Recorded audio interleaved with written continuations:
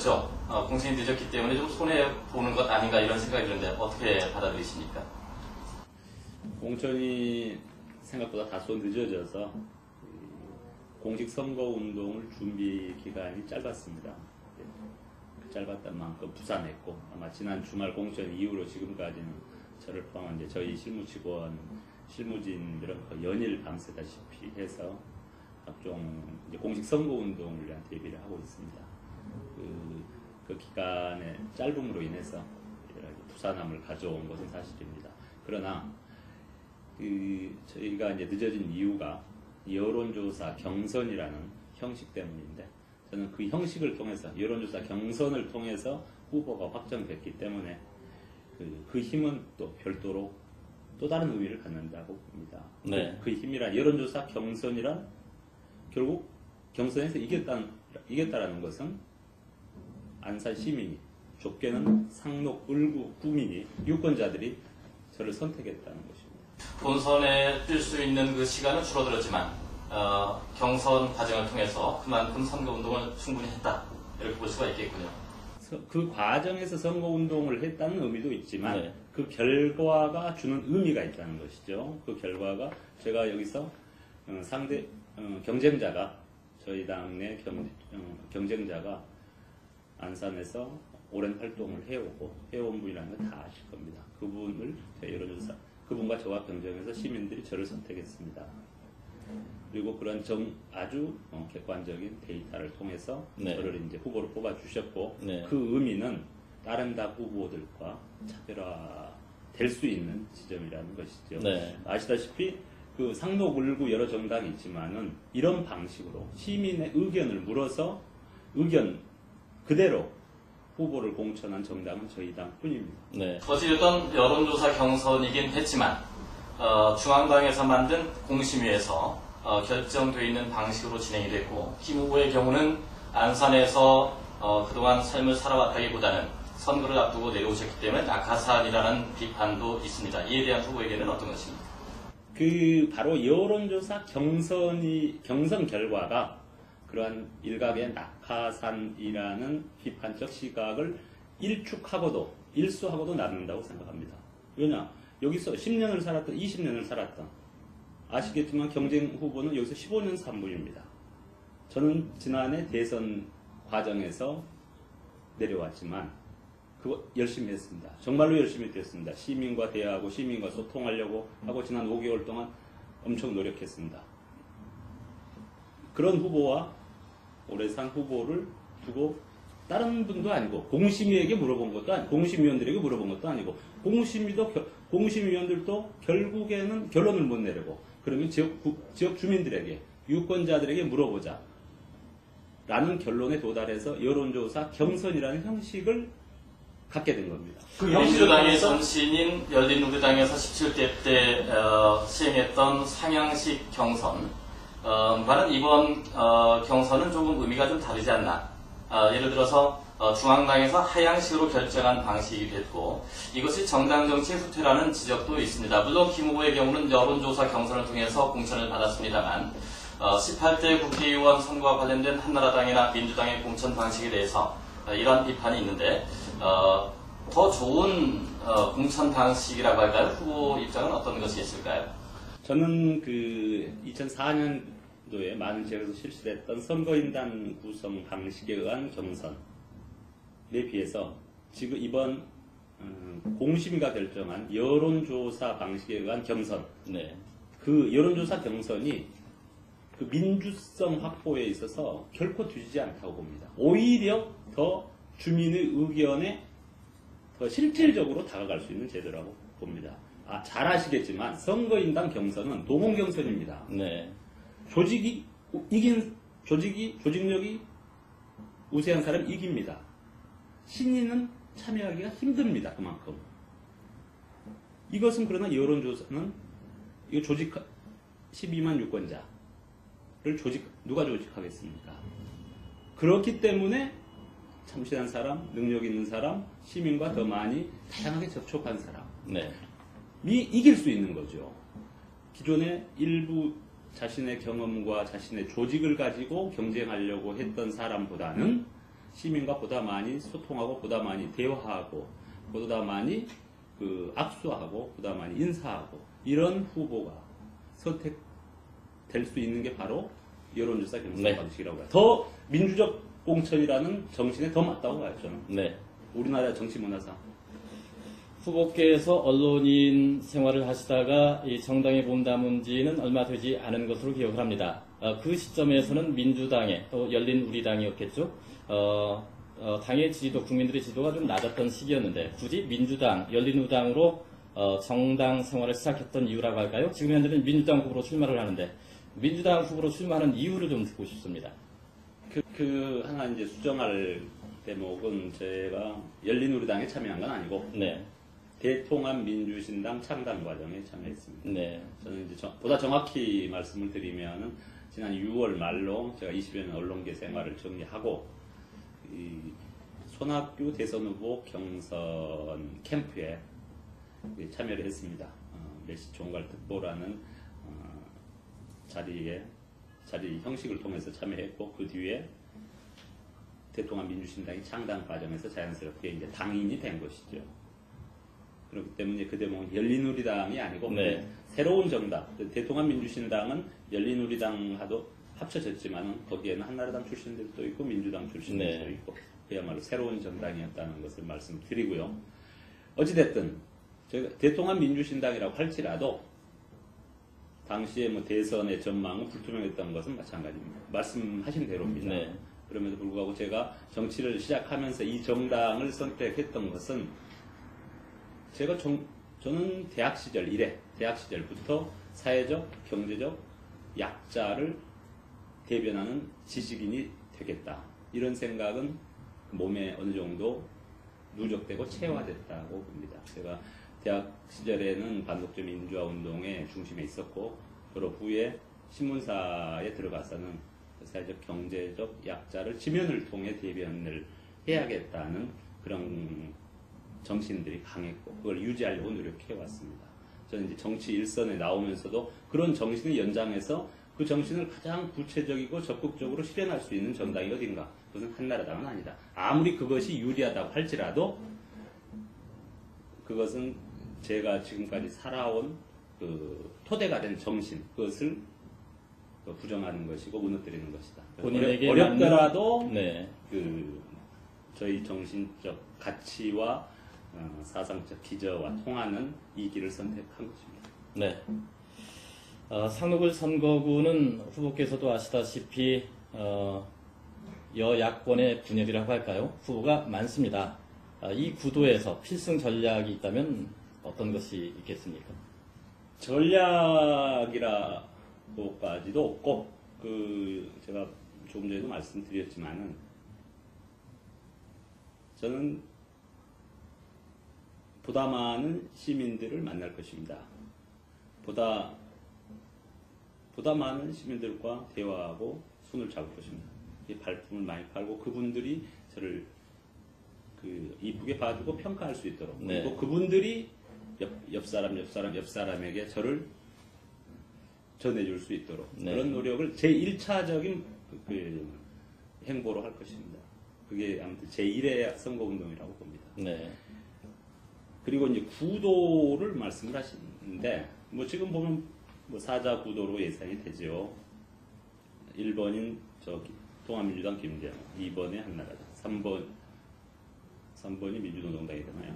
민주노동당 없으니까 이런 식으로 해서 무소속, 친박연대, 그다음에 무소속 네. 이렇게 될 겁니다.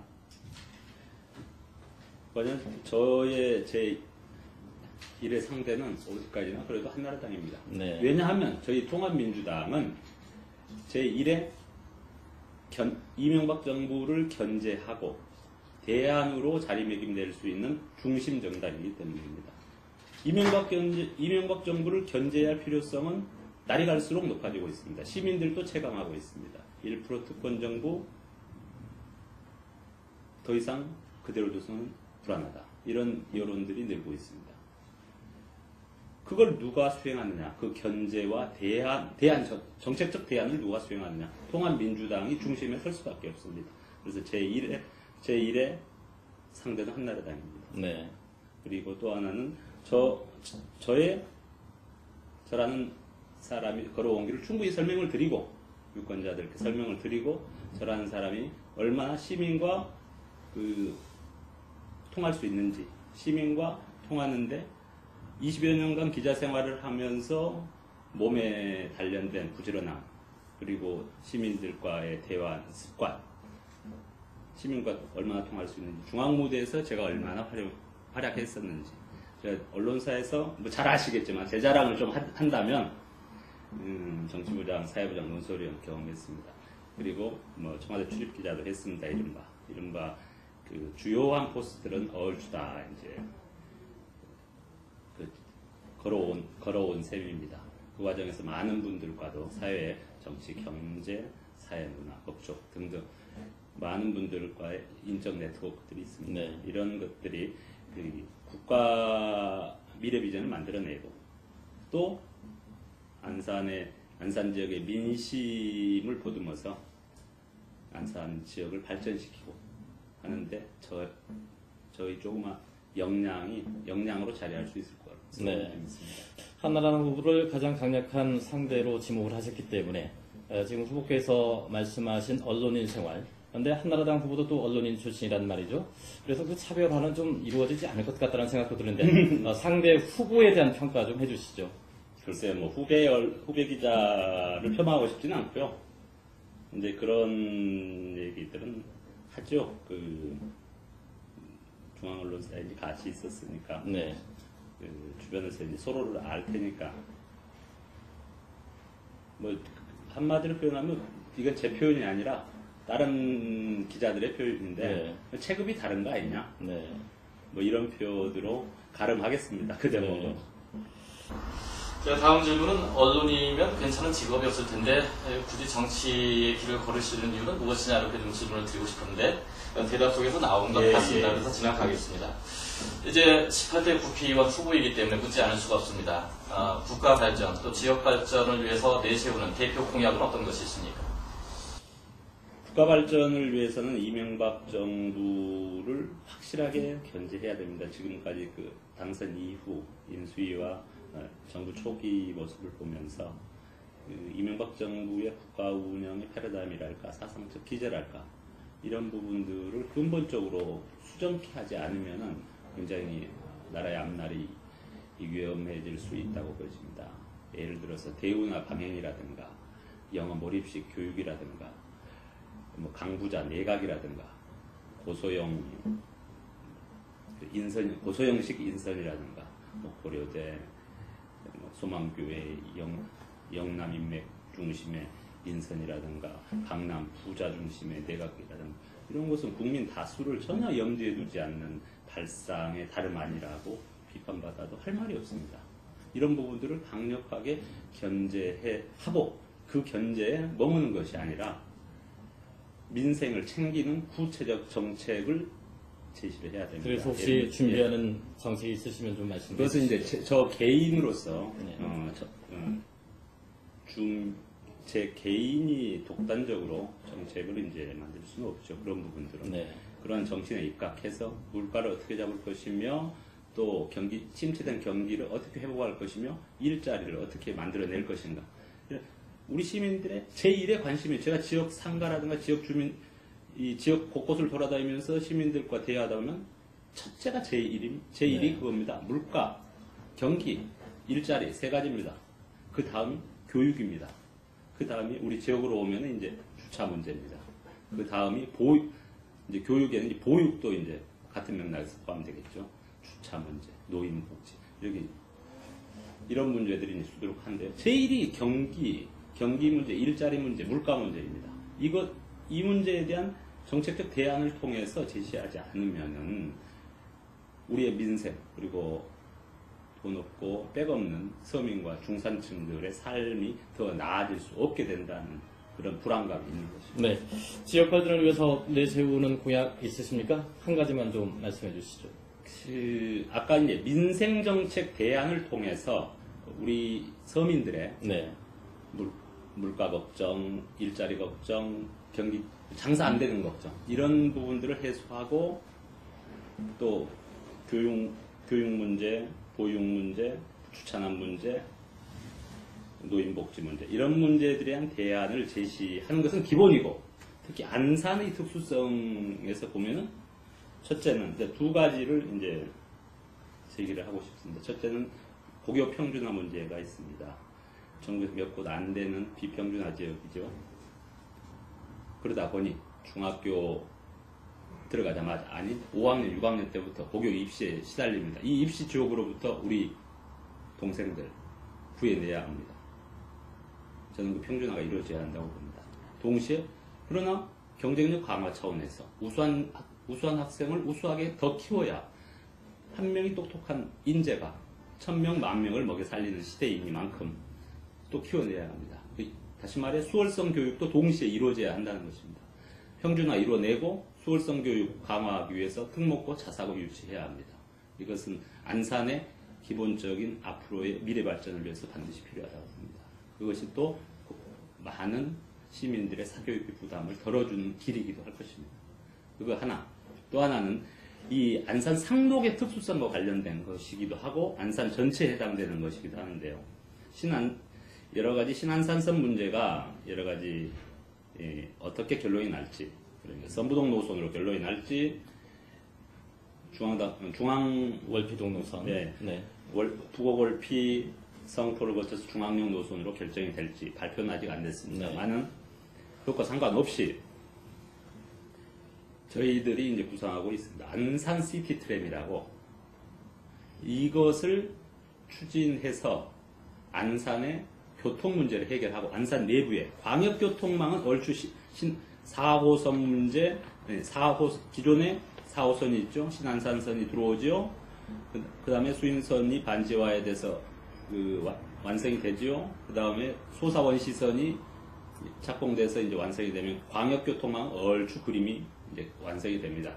그렇다고 해서 내부의 교통 문제가 완전히 해소되는 것은 아닙니다. 그래서 저희들은 내부 교통 문제 해결을 위해서 이른바 안산 시티 트램이라는 ACT라고 저희들이 명명을 하는데 ACT 플랜을 제시해서 이것을 중장기적으로 추진을 해야 된다는 것입니다. 네. 이건 좀 저희 공약과 관련해서는 네. 차후에 또 한 번 기회를 만들도록 하겠습니다. 좀 짧게 좀 대답을 해주시면 좋겠는데요. 네. 이번 선거에 있어서 국가적으로 또 지역적으로 선거 쟁점 어떻게 보고 계십니까? 아무래도 전체적으로는 견제론 대 안정론이 네. 굉장한 쟁점으로 자리 잡을 것이고 앞서서 말씀을 해주셨으니까 지역적으로의 쟁점은 어떻게 보고 계십니까? 지역적으로는 선거구마다 조금씩 다를 수 있을 겁니다. 상록의 경우는 저희 선거구에는 저는 이제 신안산선 문제가 나올 수 있을 것이고 네. 평준화 문제가 제기될 수 있을 것이고 그리고 이 지역을 어떻게 해야 전체적으로는 상대적으로 낙후돼 가고 있는 상록구의 발전 방안을 가진 사람이 누구냐 이거 하나하고 실제적으로 겪고 있는 일동, 이동, 북곡동, 월피동의 시민들이 겪고 있는 구체적인 생활상의 문제점을 누가 더 잘 해결할 수 있을 것이냐 이런 문제들이 실질적인 쟁점이 될 수 있지 않을까 싶습니다. 그리고 네. 또 하나는 누가 더 그 중앙정치에 맞는 인물일 것인가. 네. 시민과 소통하면서 잘 소통해내면서도 동시에 중앙무대에서 통할 사람이 누구일 것인가 라는 것은 시민들이 충분히 판단해내실 수 있지 않을까 싶습니다. 네. 마지막으로 유권자들에게 부탁하시고 싶은 말씀 있으실 것 같습니다. 네, 상록구 유권자 여러분께 저는 인사를 찾아가 드리는 게 이제 예의일 것입니다. 그러나 이런 기회가 마련됐으니까 우리 유권자 여러분들께, 시민 여러분들께 한 말씀 드린다면은 저는 20여 년 동안 언론인 활동을 해왔습니다. 좋은 신문을 통해서 좋은 나라 만들고자 나름대로 애써왔습니다. 이제 그 경험과 전문성을 토대로 좋은 정치 만들어서 그리고 사회적 약자, 특히 사회적 약자, 경제적 약자를 대변하는 정치를 통해서 서민 중심의 서민과 중산층이 차별받지 않는 나라를 만드는데 기여하고 싶습니다. 저에게 힘을 주십시오. 감사합니다. 네, 바쁜 시간 내주셔서 감사드리고요. 저희가 선거 중반쯤 들어가면 공약 정책과 관련해서 또다시 한번 인터뷰를 요청하도록 하겠습니다. 오늘 감사합니다. 고맙습니다.